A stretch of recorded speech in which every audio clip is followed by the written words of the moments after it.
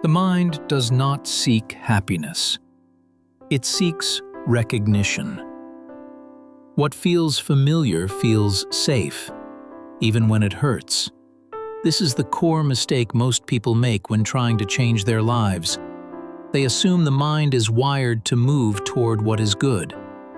It is not. It is wired to move toward what it knows. The nervous system does not ask, "Will this make me better?" It asks, "Have I survived this before?" If the answer is yes, the system relaxes, even if the experience was painful, especially if it was predictable. This is why people repeat patterns they claim to hate: unhealthy relationships, self-sabotage, emotional chaos, stagnation. Not because they want pain, but because the pain is mapped. The mind prefers a known hell over an unknown heaven, because uncertainty feels like danger, and danger demands control. Recognition reduces uncertainty. The moment the brain says, "I've been here before," tension drops, even if the outcome is suffering. Suffering that is familiar feels manageable. This is why change feels threatening, not because it's harmful, but because it is unmapped. New paths lack reference points, no memory, no pattern, no guarantee, so the system resists. The resistance is not laziness, it is protection. The mind is trying to keep you inside known terrain, even when that terrain is limiting. From the nervous system's perspective, repetition equals survival. The known outcome, even if negative, is preferable to unpredictability. This is why people leave progress right before it stabilizes. Growth introduces unfamiliar sensations, uncertainty, vulnerability, exposure, and unfamiliar sensations are interpreted as threat. The system doesn't differentiate between emotional risk and physical danger. Both trigger the same alarm. So the mind pulls you back to habits, back to thoughts, back to behaviors. Not because they're good, but because they're recognized. This is why willpower fails. You're not fighting desire, you're fighting conditioning. And conditioning doesn't respond to motivation, it responds to familiarity. Until this is understood, people keep asking the wrong question. Why do I keep doing this? The real question is, what does my mind recognize here that it's trying to return to?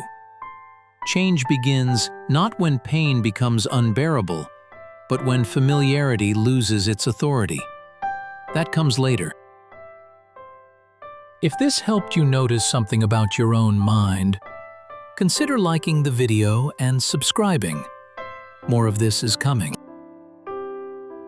Recognition is not passive. It pulls. Once the mind recognizes a pattern, it begins to search for it. Not consciously, automatically. The nervous system scans experience for what it already understands. When it finds a match, relief appears. Tension drops. Even if the match is negative. This is how loops form. A familiar thought appears. A familiar emotion follows. A familiar behavior completes the cycle. The system relaxes. This relaxation is subtle, but it teaches the brain something important. Stay here. This makes sense. That message is more powerful than motivation because it bypasses choice. It feels right without being helpful. This is why people repeat the same inner dialogue for years, the same doubts, the same self-criticism, the same mental arguments. Not because they believe them, but because they're recognized. Familiar thoughts feel stable.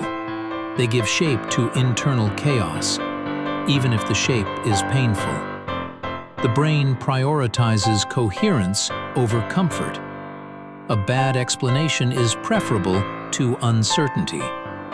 So the mind recycles narratives that already exist. I always mess this up. This is how it ends. Nothing changes. These thoughts aren't conclusions, they're anchors. They hold the system in known waters. Unknown waters require learning. Learning requires energy, and energy implies risk. So the system stays where it is, not out of weakness, but efficiency. Repetition saves effort. Breaking a pattern costs energy. From the brain's perspective, efficiency equals safety. This is why awareness alone feels uncomfortable at first. You're not just noticing thoughts, you're interrupting efficiency. The system reacts. It pulls harder. It intensifies emotion. It increases doubt. Anything to restore the loop. This is where most people stop. They mistake resistance for evidence. If this feels wrong, I must be doing something wrong. But resistance often means the system is losing familiarity. Recognition is being disrupted, and disruption feels like danger. The loop tightens right before it breaks, but breaking it requires something unfamiliar. Stillness, not action, not force, not replacement. Observation. That comes next. If this made you pause, like the video. Subscribe if you want to keep observing. The mind does not release a pattern because you understand it. It releases it when recognition stops being rewarded. Trying to replace a pattern keeps the system active. It's still engaged, still searching, still predicting. What weakens repetition is non-participation, not suppression, not resistance, just absence of reinforcement. When a familiar thought appears and no behavior follows, the loop starves. This is difficult because recognition demands response. It wants agreement, emotion, action. Silence feels wrong, but silence is data. It tells the system, this pattern is no longer useful. At first, the mind escalates. The thought gets louder. The emotion intensifies. The urge sharpens.